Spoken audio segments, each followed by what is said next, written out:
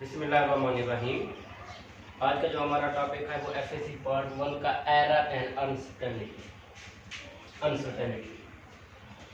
बेटा ये इंतहाई आसान सा टॉपिक है, उम्मीद करता हूँ इंशाल्लाह आपको समझ आएगी। तो सबसे पहले हम इसकी डेफिनेशन पे चाहते हैं कि इसकी डेफिनेशन हमें क्या कहती है। The difference between measurement values and the true values is called error और अनसर्टेनिटी। इसका क्या मतलब है कि जब हम ट्रू वैल्यू में से मेजरमेंट वैल्यूज को कर देंगे सब्ट्रैक्ट, तो उसमें जो हमें आंसर आएगा वो हमारे पास एरर या अनसर्टेनिटी भी उसे कहते हैं। अब मेजरमेंट वैल्यूज और ट्रू वैल्यूज में क्या फर्क है भाई, ये क्या चीज होती है। अब मेरे बेटे अब ये देखिए, मिसाल के तौर पे हमारे पास ये कोई रॉड है, कोई कपड़ा मिसाल के तौर पे। अब हम दुकानदार को कहते हैं भी हमें 1 मीटर कपड़ा चाहिए। अब हमने उसे क्या कहा जाए, 1 मीटर कपड़ा, ये हमारे पास ट्रू में बैठा है 1 मीटर। इसके बाद दुकानदार हमें क्या करता है, कपड़ा जब देता है तो वो कपड़े की पैमाइश जो होती है या तो 1 मीटर से कुछ ज्यादा होगा या 1 मीटर से कुछ कम होगा, या 1 मीटर से कुछ ज्यादा होगा या 1 मीटर से कुछ कम होगा। वो जो पैमाइश हुई उसको मेजरमेंट वैल्यू कहते हैं। मेजरमेंट है, मिसाल के तौर पे उसकी जो हमारे पास 1.2 सेंटीमीटर 1.2 मीटर। तो जब 1.2 में से -1 सब्ट्रैक्ट कर देंगे, जो हमें आंसर आएगा वो हमारे पास एरर आंसर, क्योंकि हमें तो चाहिए थे 1 मीटर। अब ये उसकी गलती है कि उससे पैमाइश ठीक नहीं है। मेरे बेटे याद रखना, जिस तरह किसी भी सिस्टम की एफिशिएंसी 100 नहीं आती, सिर्फ हम आइडियल सिस्टम की कह देते हैं कि एफिशिएंसी 100 है, इसी तरह किसी भी चीज की जब आप मेजरमेंट लेंगे 100% मेजरमेंट नहीं है। ये बात याद रखें, 100% कभी भी उसकी मेजरमेंट नहीं आएगी। हाँ, जब भी आप किसी चीज की मेजरमेंट लेंगे तो उसमें कुछ ना कुछ एरर जरूर आएगा, जिसको हम एरर या अनसर्टेनिटी भी कहते हैं। अब मेरे बेटे इसको हम क्या करते हैं, एक लफ्ज बोलते हैं, एरर या अनसर्टेनिटी, एक ही वर्ड बोलते हैं, लेकिन इनमें थोड़ा सा फर्क है। अब वो फर्क क्या है, जो हमारे ह्यूमन सेंस है, मिसाल के तौर पे हमारे एयर्स हो गया, कान हो गया, नाक हो गया, इनमें ये जो हमारे पास सेंस है इनमें कोई गलती हो जाती है, मिसाल के तौर पे हमें आंख की बीमारी हो जाती है, ये तो हम फौरन दूर नहीं कर सकते। या वेदर वेरिएशन के हमारे पास मौसम के उतार चढ़ाव में जो तब्दीली आती है उसमें जो एरर होते हैं, ये एरर को हम अनसर्टेनिटी कहते हैं। बाकी जो भी एरर आएगा उसको एरर का नाम देंगे। अब एरर की वजह क्या बनती है, एरर की कुछ मैंने यहां पे वजह लिखी है, जिसमें इनएक्सपीरियंस ऑफ ए पर्सन, शख्स का ना तजर्बाकार होना।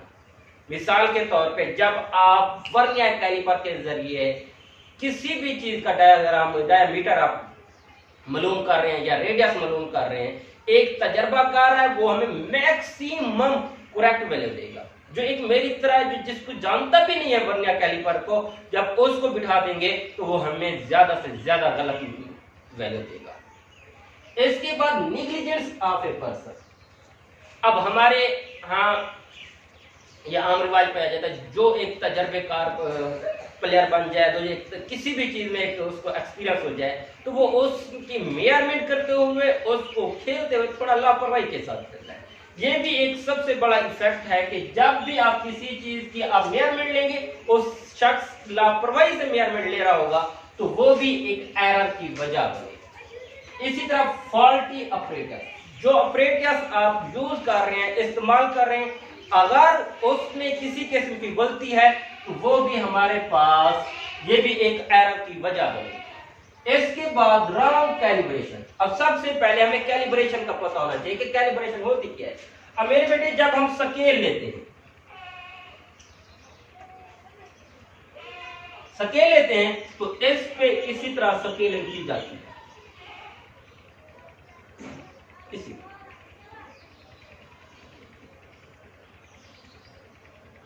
इसी तरह स्केलिंग की जाती है। जब यही स्केलिंग थोड़ी मध्यम हो जाए या इसी स्केलिंग को कैलिब्रेशन कहते हैं, इसी स्केलिंग को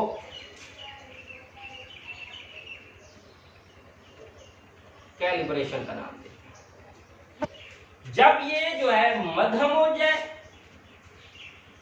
या मिट जाए, ये भी एक एरर की वजह बनती है, इसी को कहते हैं रॉन्ग कैलिब्रेशन। मेरे बेटे ये तो सिर्फ हमारे पास एरर और उसकी वजह थी। अब इसकी एरर की मेजर दो टाइप्स है। अब वो कौन सी है हमारे पास? एक है रैंडम एरर, दूसरी है सिस्टमैटिक एरर। अब हमारे पास रैंडम एरर को क्या होता है? When repeated measurement give us different values under the same condition, under the same condition, कि एक ही काम को जब आप बार बार उसकी पैमाइश करेंगे, उसमें उसी की वजह से हमें डिफरेंट वैल्यूज मिले, वो जो हमें गलती होगी, जो हमें गलती मिलेगी, उसको रैंडम एरर का नाम देते हैं। मिसाल के तौर पे अब ये मेरे पास कोई चीज है, अब मैं एक बच्चे को बुलाता हूं कि कहता हूं कि बेटा इसकी आप पैमाइश करो। अब उसने फर्स्ट टाइम पैमाइश की, आंसर 10 सेंटीमीटर आता है। उसने सेकंड टाइम पैमाइश की, आंसर आ गया 12 सेंटीमीटर। उसने फिर थर्ड टाइम मेजरमेंट की, आंसर आ गया 8 सेंटीमीटर। उसने फोर्थ टाइम मेजरमेंट की, आंसर आ गया 14 सेंटीमीटर। अब जैसे ये लफ्ज से एरर रैंडम बेतरतीब, यहाँ पे भी एरर में ये गलती भी है, ये हमें मेजरमेंट जो वैल्यू जो है ये भी रैंडमली आई है, बेतरतीब आई है। ऐसी गलती को, ऐसे एरर को रैंडम एरर। अब इसकी वजह कोई नहीं जानता, इसलिए कॉजेज में अननोन लिखा जाता है। अब मेरे बेटे इसको सॉल्व कैसे करते हैं कि ये एरर जो आ गया है, अब हम इसको सॉल्व करना चाहते हैं, कैसे सॉल्व करेंगे? अब जितनी भी वैल्यूज आएंगी, जिस तरह यहाँ पे 1 2 3 4 वैल्यू, आपने इनकी एवरेज ले लेनी है, जो वही एवरेज वैल्यू को आप करेक्ट आंसर तस्वीर करेंगे। अब एवरेज में आप क्या करेंगे? ये जितनी भी वैल्यू दी गई है इनको पहले ऐड करेंगे, 10 प्लस 12 प्लस 8 प्लस 14। अब इनकी वैल्यूज को आप काउंट कर लोगे, 1 2 3 4 पे डिवाइड कर दो। ये हमारे पास आंसर जो होता है 22 और 14 हमारे पास 36, ये 44 आंसर है। जब 44 को 4 पे डिवाइड करोगे, आंसर जो आएगा वो 11 है। अब इसी 11 को आप करेक्ट तस्वीर करें। मेरे बेटे ये तो हमारे पास रैंडम एरर था, ये उसकी definition, when repeated measurements give us different value under the same condition, कि एक ही काम की जब आप बार बार करेंगे, उसके नतीजे में जब हमें मुख्तलिफ वैल्यूज हासिल होंगी, उसी को रैंडम एरर कहते हैं। ये हमने एग्जांपल की थी और उसकी काजेज कोई नहीं जानता, इसलिए मैंने यहाँ पे अननोन लिख दिया। बुक में भी ये लिखा हुआ है अननोन काजेज। और उसके बाद इसको सॉल्व कैसे किया जाता है, कि इसको सॉल्व करने के लिए how solve the random error.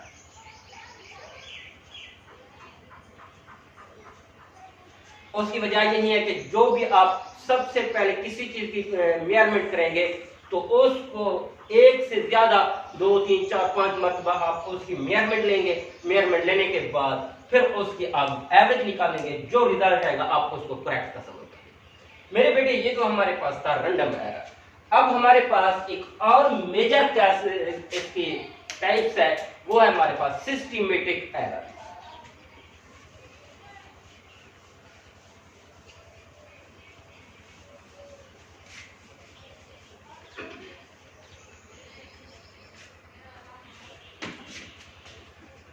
Systematic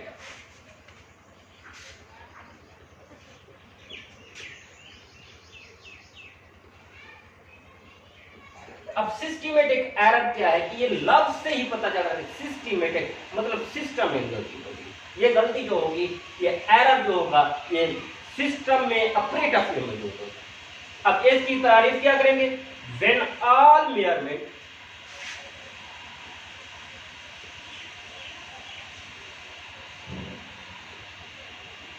measurements have effective equally, then it's said to be called systematic error. जब आप कोई भी किसी सिस्टम से आप मैच लेंगे, उसमें इक्वल जो है एक ही इफेक्ट आ जाए, वो जो एरर होगा हमारे पास सिस्टमेटिक एरर। अब इसकी ये कैसे, अब जरा हम इसकी डिटेल समझने की कोशिश करते हैं। अब मेरे बेटे, अब ये देखिए आपके तकरीबन इस तराजू से हर कोई बात, ये हमारे पास ये बैलेंस है, जिसकी मदद से हम किसी भी मास की को मैच करते हैं, मेजरमेंट करते हैं। अब यहां पे हमारे पास 0 1 2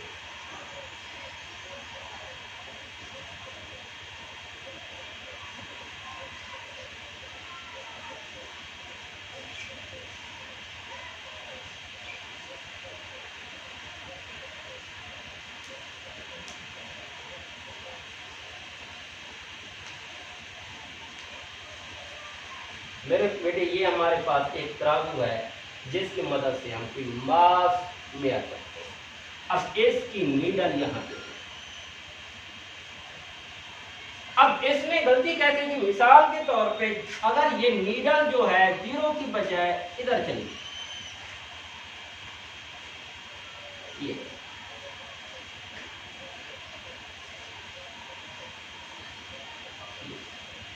मतलब आप किसी चीज की पैमाइश करने से पहले आपको ये जो इंस्ट्रूमेंट है आपको पहले रीडिंग दे रहा है 5 किलोग्राम, 5 किलो।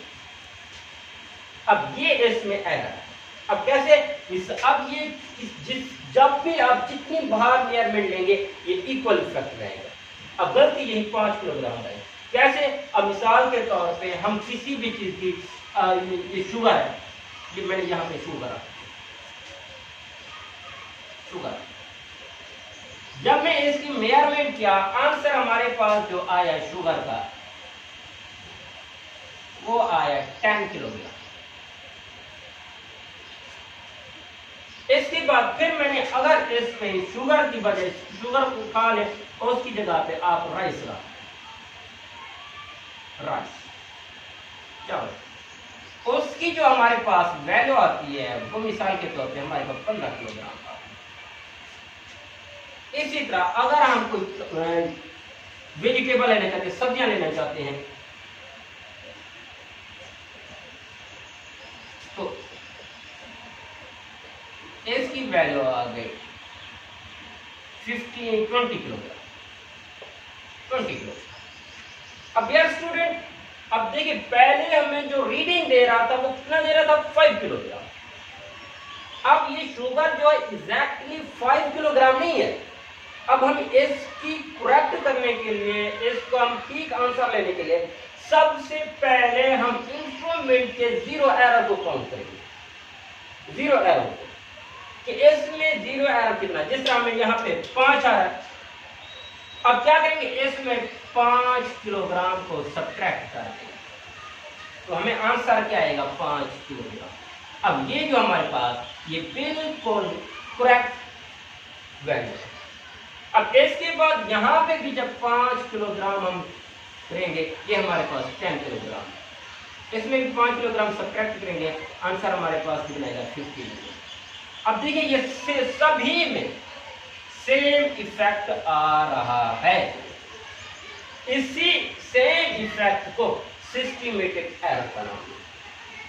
अब मेरे बेटे इसको सॉल्व कैसे करते हैं? How to solve the systematic error?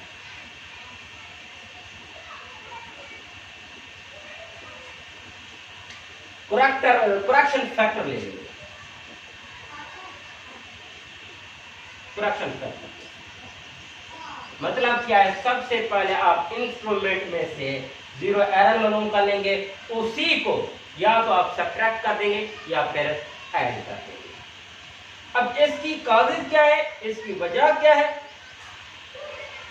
Causes एक तो हमारे पास जीरो जीरो एरर,